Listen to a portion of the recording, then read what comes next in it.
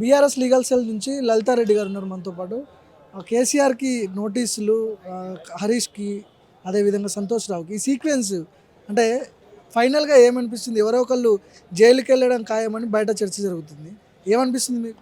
అదంతా అబద్ధము. అలాంటి చర్చకి వాల్యూ లేదు.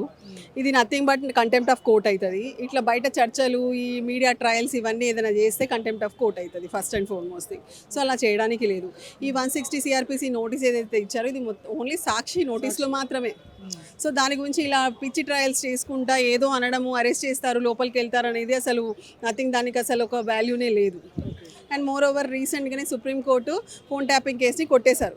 కొట్టేసిన తర్వాత కూడా ఒక సిట్ని ఏర్పాటు చేసి, ఒక సోకాల్డ్ సిట్ని ఏర్పాటు చేసి ఈ విధంగా రాజకీయ కక్షపూరితమైన పనులు చేస్తున్నారు. దానికి చట్టబద్ధమైన సంస్థలని ఆయుధాలుగా ఉపయోగించుకుంటున్నారు. ఈ చట్టబద్ధమైన సంస్థలను, ప్రజాస్వామ్యాన్ని కాపాడాలి, న్యాయస్థానాన్ని గౌరవించాలి, న్యాయస్థానాలు ఇచ్చిన గైడ్ లైన్స్ని ఫాలో కావాలి. అది ఏం ఫాలో అవుతలేరు. సో ఇది నడుస్తుంది. సో ఇది ఏదైతే ప్రాపగండా చేస్తున్నారో అది తీవ్రంగా ఖండించాల్సిన విషయం. Nothing but contempt of court. ఇట్లాంటి అన్నిటికీ కూడా మనం ఎంకరేజ్ చేయొచ్చు. అధికారిక నివాసము నందినగర్ అంటూ నందినగర్ అక్కడ నోటీసులు అంటించడం జరిగింది సిట్ అధికారులు. కేసీఆర్ ఏమో నేను ఉండేది ఎర్రవల్లిలో, అక్కడ ఇవ్వాలి నోటీసు, ఇక్కడ ఇచ్చేది ఎలక్షన్ అఫిడవిట్లో కూడా నందినగర్ నివాసం చూపిస్తుంది. ఇట్స్ లైక్ అది ఏదైతే నోటీస్ ఉందో ఎలక్షన్ అఫిడవిట్లో ఉంది అని చెప్తున్నారు. ఎలక్షన్ అఫిడవిట్ ఎప్పటిది? 2023. ఓకే, సబ్సిక్వెంట్గా సార్ అప్పటి నుంచి సిన్స్ ఆఫ్టర్ దాట్ అప్పటి నుంచి ఎర్రవల్లిలోనే ఉన్నారు. ఆ విషయం అందరికీ తెలుసు, మొత్తం తెలంగాణ ప్రజలకు తెలుసు, ఇండియా వైడ్ తెలుసు. Sir is residing only in Erravalli అని చెప్పేసి కంప్లీట్గా అక్కడే ఉంటున్నారు. సో అక్కడ ఇప్పుడు 160 సిఆర్పిసి ఏమంటుందంటే ఖచ్చితంగా వాళ్ళు ఒకవేళ నోటీస్ ఇష్యూ చేయాలంటే వాళ్ళ జ్యూరిస్డిక్షన్లో ఉన్న పోలీస్ స్టేషన్ పరిధిలో ఉంటే ఆర్ అడ్జాయినింగ్ పోలీస్ స్టేషన్ పరిధిలో ఉంటే they can issue notices like that. కానీ ఎప్పుడైతే అబౌవ్ 65 years ఏజ్ ఉన్న వాళ్ళు ఒకవేళ వేరే జ్యూరిస్డిక్షన్ అంటే Erravalli is far from these jurisdiction. So ఇలాంటి జ్యూరిస్డిక్షన్లో ఉన్నప్పుడు ఖచ్చితంగా వాళ్ళ ఇంటి దగ్గరికి వెళ్ళి అక్కడే నోటీస్ అంటే అక్కడే ఎగ్జామినేషన్ చేయాలి. సో మీరు అంటున్నారు ఎలక్షన్ అఫిడవిట్లో అధికారికంగా అంటున్నారు. అధికారికంగా అంటూ ఏం ఉండదు. ఆ టైంలో sir was residing here, so he has given the address like that. So subsequently ఏమైంది? మీరు ఇప్పుడు మన హరీష్ రావు గారిని తీసుకోండి. హరీష్ రావు గారు ఎలక్షన్ అఫిడవిట్లో ఏ అడ్రస్ ఉంది? సిద్దిపేట అడ్రస్ ఉంది. నోటీస్ ఎక్కడ పోయి ఇచ్చారు? కోకపేటలో, హైదరాబాద్లో ఇచ్చారు. మరి అదే పని సార్కి కూడా చేయొచ్చు కదా.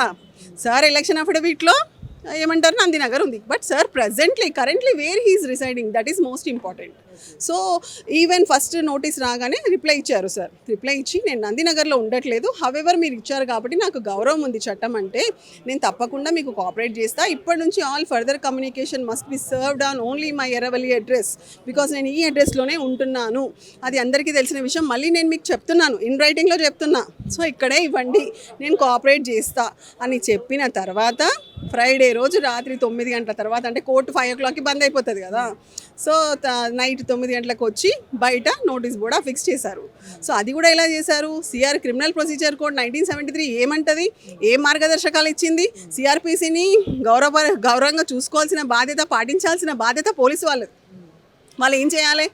They have to follow whatever the procedure is there. దాంట్లో క్రోడీకరించిన సూత్రాలని ఫాలో చేయాలి. వ్యక్తి లేకుండా నోటీసులు అంటించి వెళ్ళే ఇది లేదా?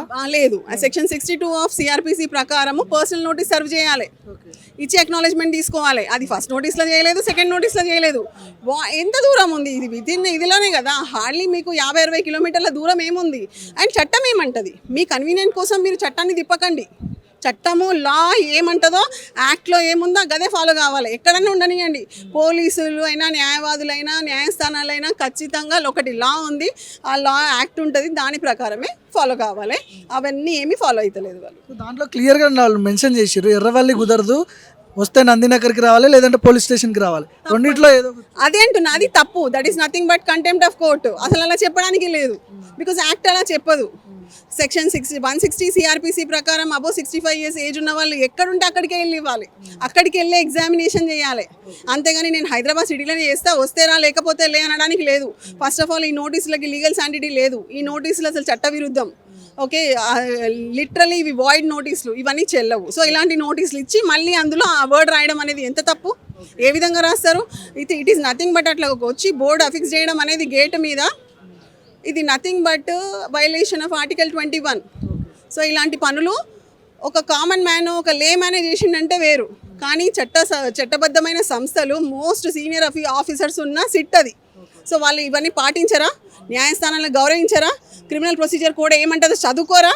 చూసుకోవాలి కదా మరి ఇవన్నీ. ఫోన్ ట్యాపింగ్ ఇష్యూకి వచ్చేసరికి అరెస్ట్ అయిన మాజీ ఎస్ఐబి చీఫ్ ప్రభాకర్ రావు కావచ్చు, రాధాకిషన్ రావు కావచ్చు, వీళ్ళందరూ కూడా పెద్ద ఆయన ఆదేశాల మేరకే నిఘా పెట్టామనే కొంత హింట్ అయితే అధికారులకు ఇవ్వడం జరిగింది. ఆ పెద్ద ఆయన ఎవరు అనేది చర్చ. మీరు హింట్, లీకులు ఇవన్నీ వదిలేస్తాం మనం. ఇప్పటి వరకు అధికారికంగా ఏమన్నా వచ్చిందా? రాలేదు కదా. ఇప్పుడు వేరే ఛానల్స్ అంటున్నాయంటే నిజంగా వాళ్ళని ఏమనాలో అర్థమైతలేదు. కావాలని చెప్పి వాళ్ళు ఏమైతే ఇది ట్రయల్స్ చేస్తున్నారో అది తప్పు. మీరైనా ఇంకొక బాధ్యత కలిగిన పౌరులు మనం అలా చేయొద్దు. ఇవన్నీ అల్టిమేట్లీ డిసైడ్ చేయాల్సింది న్యాయస్థానాలు. ఏ పోలీస్ అధికారి స్టేట్మెంట్ ఇవ్వలేదు. ఏదో లీకులు వచ్చినా, ఏదో ప్రపగండా వచ్చింది అట్లా మాట్లాడతామంటే నథింగ్ బట్ డిఫమేషన్. ఓకే, తొలి ముఖ్యమంత్రి, తెలంగాణ సాధించిన తొలి ముఖ్యమంత్రి గారి గురించి ఏదన్నా అలాంటి వాగితే మటు ఖచ్చితంగా they all have to face in the court of law. ఖచ్చితంగా వాళ్ళు డిఫమేషన్ సూట్ వేస్తాం ఇలాంటి డిఫమేషన్ చేస్తే మటు. ఇందులో ఏమైనా ఎవిడెన్స్ దొరికితే ఛార్జ్ షీట్ ఫైల్ చేసే అవకాశాలు ఎంతవరకు ఉన్నాయి? ఇప్పుడు ఫోన్ ట్యాపింగ్ కేసు ఆల్రెడీ సుప్రీంకోర్టులో హరీష్ రావు గారి మీద పెట్టింది, కొట్టేసిండ్రు. ఇదేం నిలబడేది కాదు. ఇది ఓన్లీ ప్రిలిమినరీ ఎంక్వైరీలోనే ఇన్ని తప్పిదాలు చేస్తున్నారు వాళ్ళు, ఇన్ని తప్పులు చేస్తున్నారు, రూల్ని ఫాలో అవుతలేరు. సో ఇది ఏం నిలబడేది కాదు. ఏం ఛార్జ్ షీట్ వేస్తారో ఏం చేస్తారో, ఎందుకంటే అది వాళ్ళ చేతిలో లేదు కదా. పైనుంచి ఆర్డర్లు వస్తున్నాయి. హస్తం నుంచి హస్తం ఉంది అందులో. ఆ హస్తం ఏదంటే ఈ వీళ్ళు అట్లా చేసేటట్టు ఉన్నారు. అంతేగాని చట్ట ప్రకారం పోయేటట్టు ఏం లేరు. ఏది ఉన్నా కూడా మాకు న్యాయస్థానాల మీద నమ్మకం ఉంది. ఖచ్చితంగా న్యాయస్థానాలు వచ్చి ప్రజాస్వామ్యాన్ని కాపాడుతాయి, పరిరక్షిస్తాయి. ప్రతి చట్ట ప్రకారం వాళ్ళు ఫాలో కావాల్సిందే. Thank you.